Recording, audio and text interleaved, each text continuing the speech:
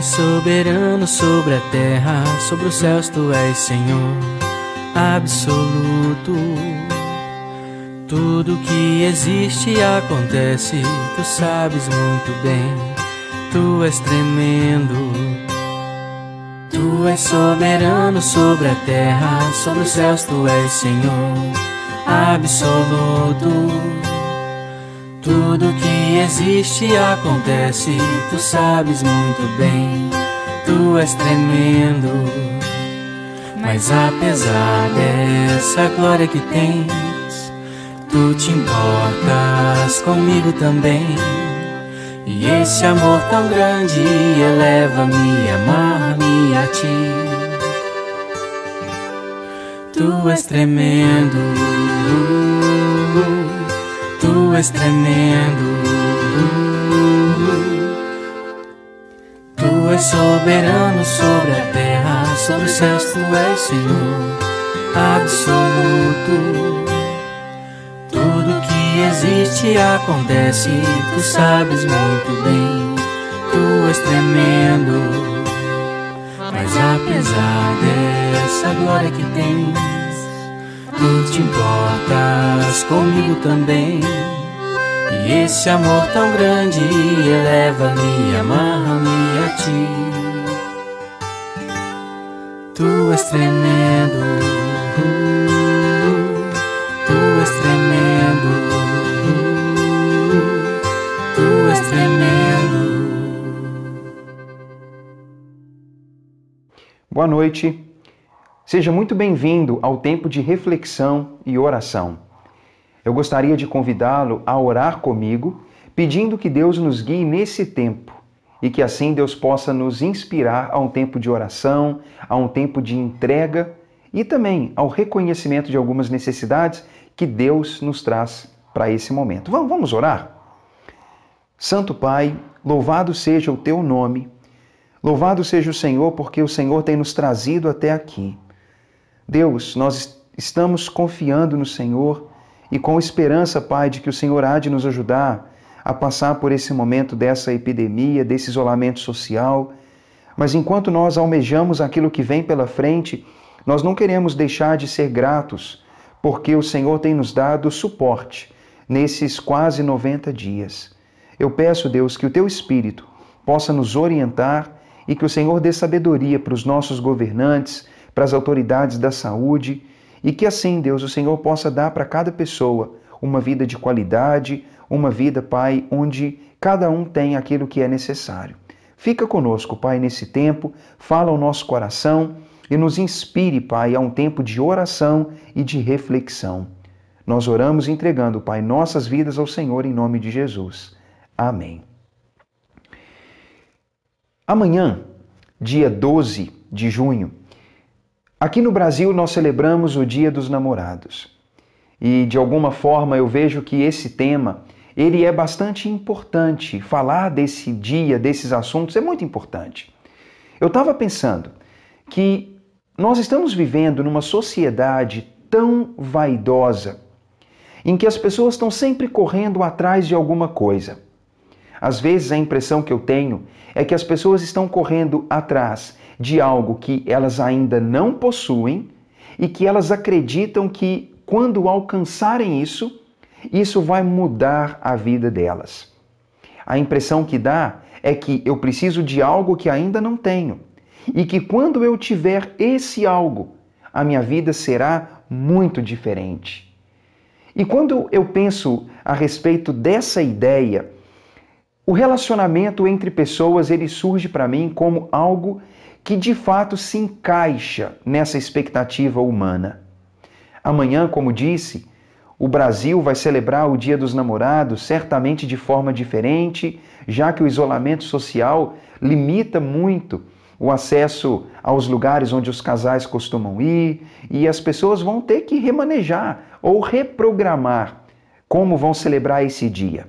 Mas eu acredito que nós precisamos ter uma reflexão saudável a respeito desse assunto. E por que eu estou falando disso dentro do contexto da vaidade? Se as pessoas estão sempre esperando algo que não têm e que isso vai mudar a vida delas, Às vezes, uma pessoa que é solteira, ela pode projetar em um relacionamento a solução da vida dela. Ou uma pessoa que é casada e está passando por momentos de frustração e tristeza, essa pessoa pode projetar na mudança de cônjuge uma alegria diferente. E assim, o relacionamento humano, ele acaba se enquadrando nesse ciclo da vaidade. E eu sei que isso não é algo que acontece apenas com pessoas longe de nós. Isso pode acontecer comigo, isso pode acontecer com você. A gente olhar para a nossa vida e dizer, mas eu preciso de mudanças radicais. E normalmente as mudanças radicais começam com a quebra das estruturas que não deveriam ser tocadas. Queridos, nós precisamos refletir e precisamos considerar que para termos relacionamentos saudáveis, precisamos da instrução, precisamos de sabedoria e precisamos que Deus traga para nós uma perspectiva saudável. Então, quando nós vamos falar sobre essa data, esse momento, eu acredito que ele já não é nada comparado com aquilo que já foi. Eu penso que a celebração do dia, do namoro, do amor, da relação entre casais, eu acredito que ela já não é nem sombra daquilo que já foi em outras épocas. Aí alguém diz assim, nossa, Tiago, por que tanto radicalismo, por que tanto exagero? Bem, eu acredito que não é por uma série de razões. E eu quero compartilhar com você algo que tem ficado na minha cabeça e no meu coração. Eu acredito que muitas pessoas já não acreditam na família. Muitos já não acreditam mais nessa estrutura familiar, onde há o homem, a mulher, onde ambos trabalham para construir uma vida juntos, onde muitos decidem ter filhos e criar filhos. Muitos já não acreditam nisso mais. E não é raro ouvir alguém dizendo, eu não acredito mais no amor, eu acho que isso não existe, eu não acredito mais no casamento. Bem, muitos não acreditam na família. Mas eu entendo também que há um movimento muito bem estruturado para desconstruir a ideia de família. Queridos, considerem isso. Existe um esforço muito grande para desconstruir a família tradicional. E quando falo isso, estou falando aquele conceito do pai, da mãe, trabalhando juntos, construindo filhos e trabalhando para desenvolver uma vida melhor, tendo momentos de celebração juntos, tendo lazer juntos, fazendo tudo em sintonia. Existe sim uma tentativa muito bem elaborada para dizer que esse modelo tradicional de família, ele já é ultrapassado, que não existe isso mais, que já não existe mais essa ideia de papai, mamãe e filhinhos. Hoje, tenta-se dizer que família é qualquer coisa, e que casamento é qualquer coisa, e que em qualquer ambiente pode-se criar filhos e gerar estrutura. Existe um movimento desse tipo. Mas eu entendo também que o lar, ele já não é visto mais como um ambiente de intimidade, que é para toda a vida.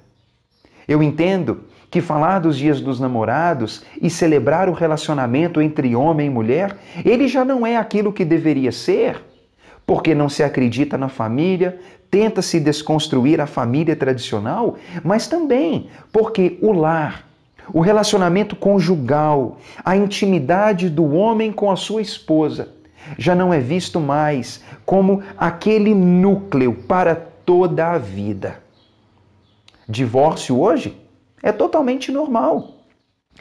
Jura-se e promete-se perante um juiz de paz ou um líder religioso, leva-se os pais, padrinhos, convida-se amigos, leva-se centenas de pessoas para um local. E ali um casal voluntariamente faz juras de fidelidade até que a morte separe. Bem, pessoas são movidas àquele lugar. Uma estrutura é preparada, um voto é feito, alianças são trocadas. Mas a palavra divórcio, ela continua no vocabulário. E quando a dificuldade vem, logo se diz: vamos separar, vamos interromper, é hora de recomeçar. E assim, pessoas se casam, se separam, casam de novo e se separam, e assim gera-se cada vez mais desestrutura. Eu chamo a sua atenção para isso. Celebrar essa data já não é o que era antes, porque o divórcio é cada vez mais comum. Mas eu entendo também que o sexo foi banalizado. O ato sexual, que é o ápice da relação entre homem e mulher, ele já não é mais aquilo que deveria ser. Ele foi banalizado, ele agora tem sido tratado realmente como um objeto, como um meio. E na verdade ele não deveria ser isso. Eu creio, queridos, que a sexualidade saudável, ela deveria ser um momento de celebração, praticado com segurança e como uma forma de solidificação do casamento. Mas hoje, infelizmente, as pessoas não veem no ato sexual um momento de celebração da vida conjugal, da vida íntima. Não é o ápice de uma unidade entre um homem e uma mulher. Não é mais. O ato sexual já não é mais uma prática segura. As pessoas já não sabem mais. As pessoas entregam os corpos tanto entre si que a prática sexual hoje é carregada de medo de se contrair uma doença sexualmente transmissível ou AIDS. As pessoas já não têm mais segurança. Não era para ser assim. E o sexo, ele já não é visto hoje mais como algo que o casal tem entre si. Algo bonito, algo puro, que gera intimidade cada vez maior. É triste isso. E eu, quando falo desses assuntos, eu falo com o sentimento de que falar de relacionamento entre pessoas, especialmente nesse contexto, falando de relacionamento entre homem e mulher, que gera estrutura familiar e que culmina no seu ápice, no ato sexual dentro do casamento, hoje já não é a celebração que já foi e está muito longe de ser aquilo que o Deus Criador tem preparado para a sua criação. Queridos, já não é o que era e não é o que deveria ser. E eu acredito que há um movimento, sim, do mundo pecaminoso ou de certos meios de comunicação ou do sistema humano em geral de dizer que você deve desfrutar daquilo que seu corpo permite, que a prática sexual deve ser experimentada com mais pessoas e que você tem que sempre experimentar algo novo, que família é um negócio ultrapassado, que fidelidade conjugal é um negócio ultrapassado, que qualquer união entre seres humanos, ela é benéfica e saudável. E o tempo todo vão dizendo isso, trabalhando na mente das pessoas. Mas eu te faço uma pergunta. A sexualidade sem gênero, será que ela é saudável? Será que é normal e natural uma mulher interagir sexualmente com outra mulher? Ou um homem interagir sexualmente com outro homem? Será que a sexualidade é para ser vivida com objetos? Responda essa pergunta. Veja a quantidade de gente enferma emocionalmente. Veja os índices de suicídio por frustração na sexualidade, ou pessoas contraindo AIDS, ou pessoas vivendo de forma vergonhosa, se assemelhando cada vez mais a criações que não são racionais, porque o corpo tem sido entregue de forma vergonhosa. E às vezes a gente deve até admitir que nem no reino animal isso acontece. Eu entendo também que nós precisamos responder à pergunta: seria o adultério benéfico? Imagine isso, o frio na barriga, a expectativa. Viver de novo aquilo que se viveu na juventude, aquela expectativa de encontrar alguém e de sair às escondidas e tentar pouco a pouco ganhar terreno. Será que isso é correto para alguém que é casado? Para alguém que é noivo, namorado, comprometido? Seria o adultério uma boa opção? Seria isso justo? É justo com o cônjuge? É justo com a família? É justo com os filhos? Será que isso faria bem para um ser humano? E eu pergunto por fim, será que a desconstrução do lar pelo divórcio, será que ela não tem consequências graves? Eu falo isso para você que é casado. Você pode acreditar que o divórcio é uma boa solução, mas você está errado. Você não está levando em consideração o impacto na vida dos filhos. Não está considerando que eles vão crescer em um ambiente desestruturado e que desestrutura proporciona desestrutura cada vez maior. Quantas pessoas viram seus lares ser quebrados e quando se casaram e quando construíram a própria família, acabaram imitando o exemplo dos pais. Isso tem acontecido com muita frequência. Porque se você quer que seus filhos aprendam o que é família, eu quero te dizer, você precisa mostrar isso pelo exemplo. Mostrar para os filhos que o casamento sim não é fácil, mas que é possível lutar por ele e que é possível esforçar para que o casamento e a família deem certo. Eu quero te mostrar nessa noite que sim, é necessário celebrar a família. Que sim, é necessário celebrar a intimidade entre o homem e a mulher. Mas admitir que o ser humano tem vivido uma vida vaidosa, sempre correndo atrás de algo novo, aventuras novas, experiências novas. E na busca de novas experiências, a família, os filhos, a fidelidade, a estrutura do lar tem sofrido consequências. Muitos já não acreditam mais no amor e na família. O corpo é banalizado, a sexualidade é banalizada. E nós estamos vendo em nossa sociedade o quanto faz falta a família em sua estrutura, como o Criador planejou. Eu quero te dar alguns conselhos. Quero te mostrar como podemos ter uma perspectiva saudável. E o que nós vamos ler no texto bíblico não é só para o homem casado e para a mulher casada. Eu quero trazer esse ensinamento para você que é noivo, está planejando se casar, para você que está namorando, para aqueles que são jovens e mesmo para aqueles que são bem novos crianças.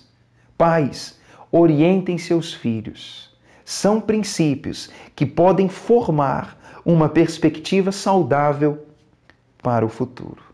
Abra então a sua Bíblia na primeira carta de Pedro e leia comigo alguns versículos no capítulo 3. Nós vamos ler 1 Pedro, capítulo 3, começando no primeiro versículo. O texto diz: Mulheres, sejam vós igualmente submissas ao vosso próprio marido, para que ele, se ainda não obedece à palavra, seja ganho sem palavra alguma, por meio do procedimento da esposa, ao observar o vosso honesto comportamento cheio de temor. Não seja o adorno da esposa o que é exterior, como o frisado de cabelos, adereços de ouro, aparato de vestuário. Seja, porém, o homem interior do coração, unido ao incorruptível trajo de um espírito manso e tranquilo, que é de grande valor diante de Deus. Pois foi assim que também outrora as mulheres se vestiram, as santas mulheres que esperavam em Deus, estando submissas ao marido, como fazia Sara, que obedeceu a Abraão, chamando-lhe Senhor, da qual vós vos tornastes filhas, praticando o bem e não temendo perturbação alguma. Maridos, Vós igualmente vivei a vida comum do lar, com discernimento, e tendo consideração para com a vossa mulher como parte mais frágil. Tratai-a com dignidade, porque sois juntamente herdeiros da mesma graça de vida, para que não se interrompam as vossas orações. Queridos, quando nós lemos esse texto, muitos podem se ater àquilo que é tema de discussão e debate.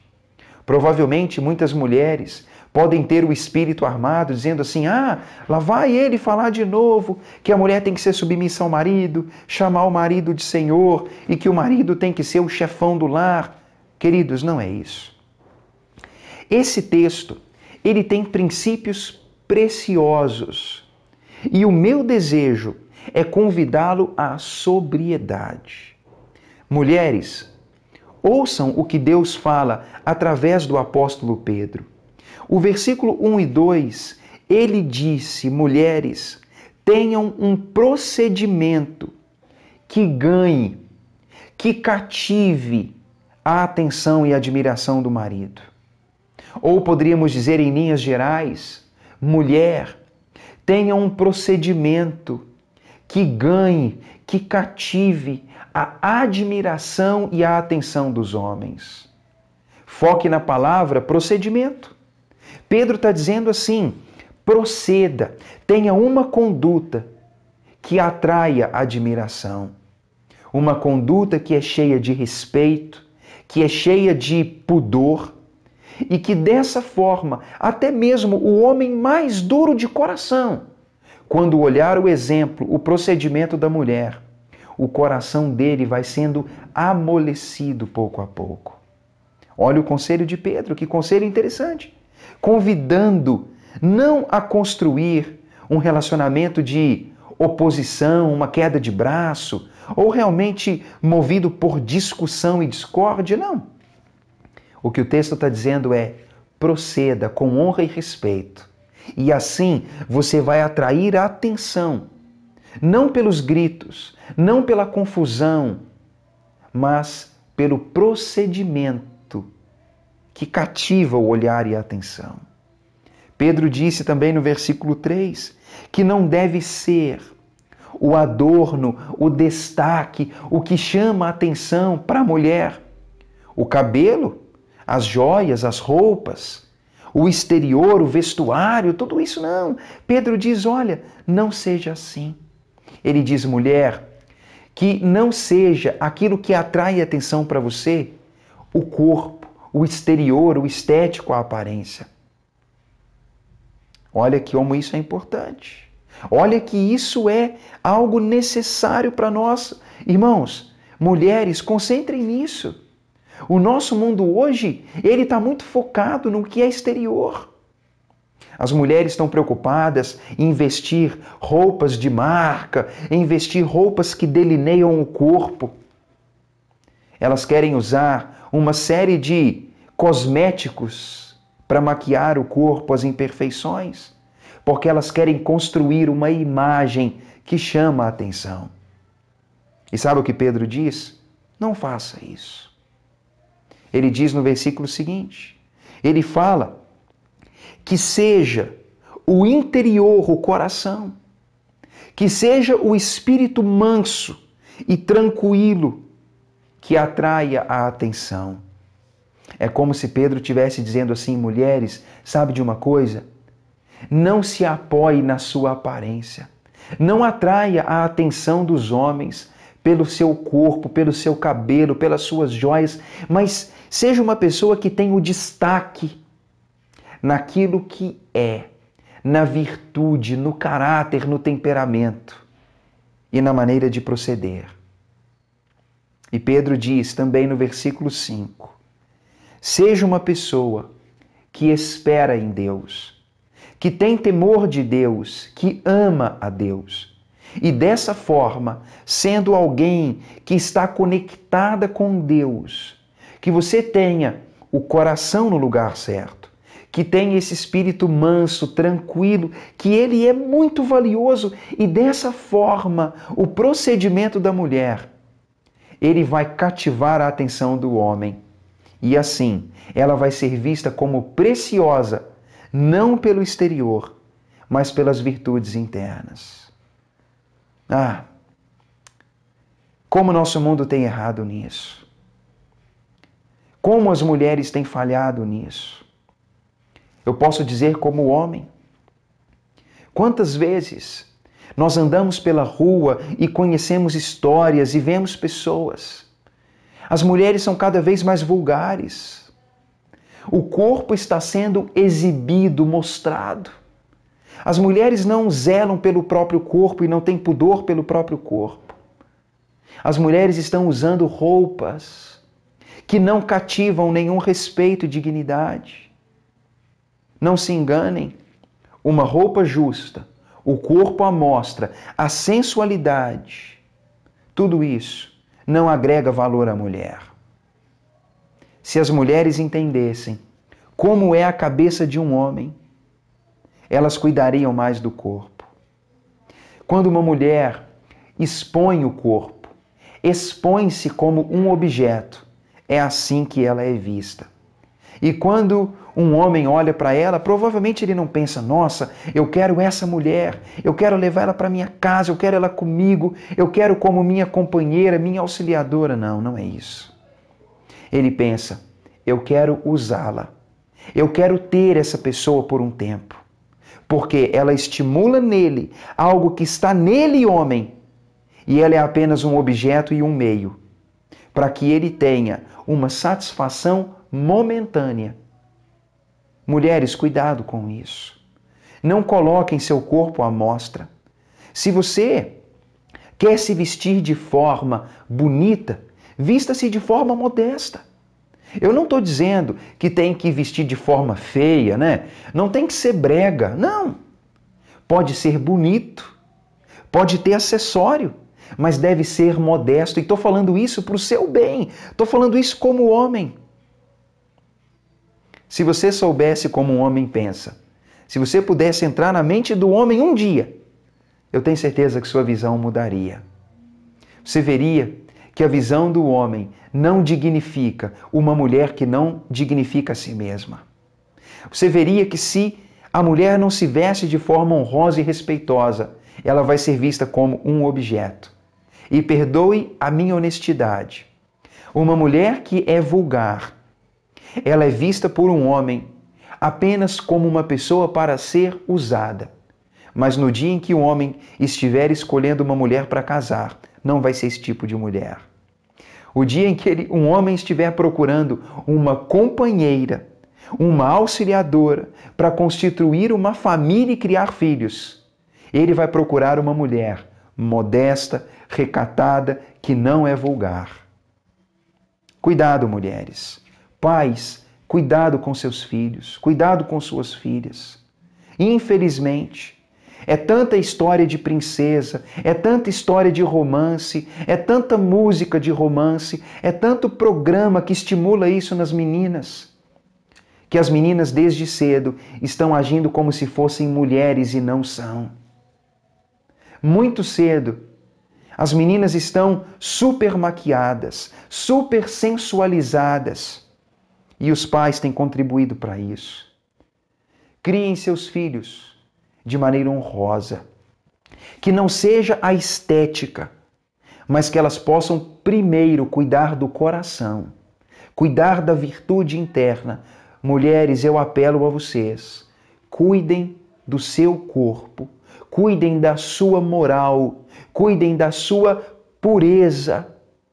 Pais, preservem a pureza das suas filhas, ensinando. É assim que deveria ser. Esse é um princípio que pode parecer ultrapassado, que pode parecer assim, nossa, o Tiago ele é atrasadíssimo. Bem, é assim que penso, porque foi esse o critério que usei quando estava buscando uma companheira para a minha vida. E eu sei que homens bons que vão construir boas famílias, eles estão procurando mulheres virtuosas. Não apenas um corpo, não apenas um objeto.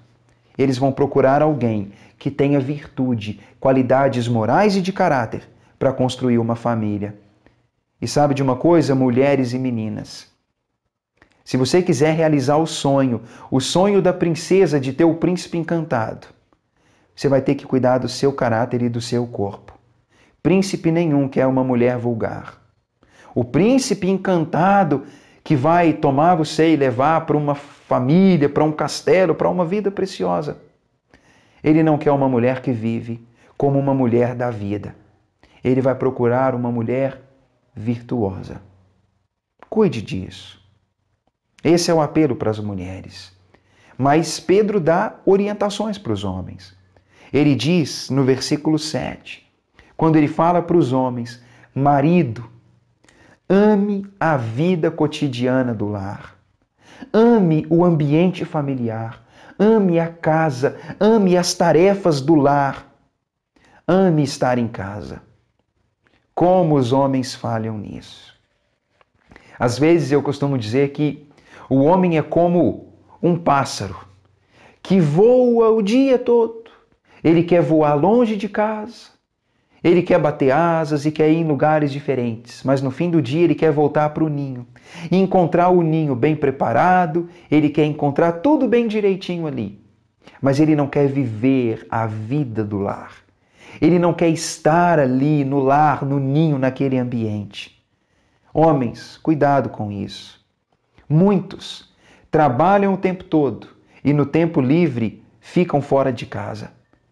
É muito tempo jogando bola, é muito tempo com os amigos, é muito tempo no bar, é muito tempo indo para outros lugares. E a pergunta é, será que você não vai ficar em casa? Será que não vai conversar com a esposa, com os filhos, com os pais? Será que o lar vai ser só um lugar para pernoitar? Isso está errado. Maridos, amem o lar, amem o cotidiano do lar. Deem assistência para os filhos, para a esposa. Quem sabe tem reparos em casa para fazer, tem que levar a esposa em algum lugar, tem que ajudar os filhos com tarefas, tem que estar ali naquele ambiente, vivendo a vida do lar. E Pedro diz isso, viva a vida comum, cotidiana. E Pedro diz também nesse versículo, maridos, tenham consideração pela esposa como parte mais frágil. Olha como isso é importante. O homem deve considerar a mulher como parte frágil, como alguém que precisa de cuidado. Marido, pensa nisso. Ou não apenas maridos, mas homens. Por mais que esse mundo feminista, esse ideal torto que existe aí no nosso mundo, a mulher é frágil. A mulher, ela tem fragilidade emocional, física, ela precisa ser cuidada e considerada. Eu não estou falando que a mulher é inferior e que o homem também não é frágil, não estou dizendo isso. Mas eu estou dizendo que, pela ótica de Deus, a mulher deve ser cuidada. Ela deve ser protegida. Pense nisso. Se nós temos objetos frágeis na nossa casa, objetos que têm valor e nós colocamos eles com todo cuidado lá na nossa estante, compramos uma caixinha, compramos uma coisa assim para proteger e resguardar aquilo que tem valor porque a gente quer preservar, deveríamos fazer o mesmo com as mulheres. Ai daquele que agride a mulher, daquele que grita, daquele que é bruto com ela, não está tratando com fragilidade. E aí, tanta agressividade, tanta atitude bruta, tanta insensibilidade. Isso desgasta, isso fere, e muitos homens têm perdido o respeito das esposas e, de maneira geral, das mulheres, porque é rude, porque é bruto, porque não vê a mulher como parte frágil. E eu não digo isso apenas para o homem em relação à esposa, à namorada, à noiva. Não. Mas pais, pensem como você trata suas filhas. Imagine isso. A mulher é frágil, mas não está falando só da esposa. Imagina filhas, imagine sobrinhas, imagine a mãe, imagine a sogra, qualquer mulher. Deveriam ser consideradas como parte mais frágil. E se é frágil, exige cuidado, exige habilidade no trato para que seja bem preservado. É o que Pedro diz. Considere a sua mulher e, por que não, o gênero mulher como parte mais frágil. E o versículo 7 também fala, trate-a com dignidade. Trate a mulher com dignidade. Ela é digna, ela é preciosa, a mulher é valiosa e você deve ver a sua esposa desse jeito, a noiva, a namorada, as irmãs, as filhas, as mulheres que você tem na sua vida. E por que não, nós homens, olharmos para as mulheres ao nosso redor e tratá-las com dignidade? Já pensou nisso? Já pensou que poderíamos trocar a cobiça, o uso e descarte de mulheres por uma atitude que dignifica? Já imaginou se ao invés de olharmos as mulheres que estão ao nosso redor na faculdade, na escola, no trabalho, como objetos para minha satisfação, se eu pudesse olhar para elas e dizer, olha, essa pessoa tem dignidade. Dignidade porque Deus deu dignidade. Porque ela tem uma família, porque ela tem alguém que ama ela. E porque mesmo que ela não entenda o valor que tem, eu vou ser um instrumento para dignificá-la. Já parou para pensar? Se as mulheres vissem mais homens que não querem apenas usá-las, como seria? Já imaginou, homem, como seria precioso quando uma mulher que demonstra carência e suscetibilidade a algumas aventuras erradas, se ao invés de você aproveitar a ocasião, esfregar a mão e dizer, oh, beleza, ela está dando mole para mim, você pudesse chegar até ela e dissesse, olha, você é preciosa. Procure alguém que vai cuidar de você. Se case, construa uma família. Cuidado, porque há muita gente, muito homem, que vai querer usar você. E ao invés de se aproveitar da situação, você pudesse dizer, você é digna, você tem valor. Reconheça esse valor. Queridos, esses são princípios bíblicos que falam de conduta, que falam de virtude, que falam de fé, que encorajam a uma vida não de aparência, que fala sobre a vivência do lar, o cuidado com a mulher e com a dignificação da mulher. São princípios de Deus para que a família seja edificada, para que lares sejam construídos e para que o homem e a mulher desfrutem a plenitude que o Criador proporcionou para nós, que é a interação familiar, a sexualidade saudável e a intimidade do casal como a expressão máxima dessa intimidade que é vivida no lar, nas finanças, no trabalho, no alcance dos projetos e sonhos, onde a família é construída dessa forma. Não se engane, nós vivemos num mundo que é bastante velho. Há quem diga que são milhões de anos. Eu creio que são alguns milhares de anos. E mesmo que a sociedade seja assim jovem, nós chegamos até aqui, com lares no seu modelo tradicional. E por que desconstruir? Eu não sei como você tem visto o futuro, mas eu tenho medo do futuro. Não do futuro por ter covardia ou por duvidar do que Deus vai fazer, mas medo no sentido de que, quando se destrói a família, quando se destrói a estrutura que sustenta e cria as gerações que vêm pela frente, nada pode dar certo. Não é família um ambiente onde não está bem estabelecido o papel do homem e da mulher, onde há unidade saudável que proporciona para as crianças a oportunidade de entender quem ela é e dar um exemplo de como ela também pode construir uma família. Queridos, é tempo de pensar nisso. É tempo de construir uma perspectiva saudável. Amanhã nós vamos estar falando sobre o dia do amor, do romance, da afinidade entre homem e mulher. Mas é tempo de refletir para que possamos construir relacionamentos saudáveis. Eu não sei como anda a sua visão da família. Eu nem sei se você acredita no amor. Talvez até haja pessoa ouvindo que está passando por momentos difíceis nos relacionamentos. Eu quero te dizer que Deus planejou a família. Deus planejou homem e mulher para que se completem. E assim, vão construir uma sociedade saudável. Deus não planejou o divórcio. Deus odeia divórcio. Deus tem horror da prostituição. Deus não aprova a impureza.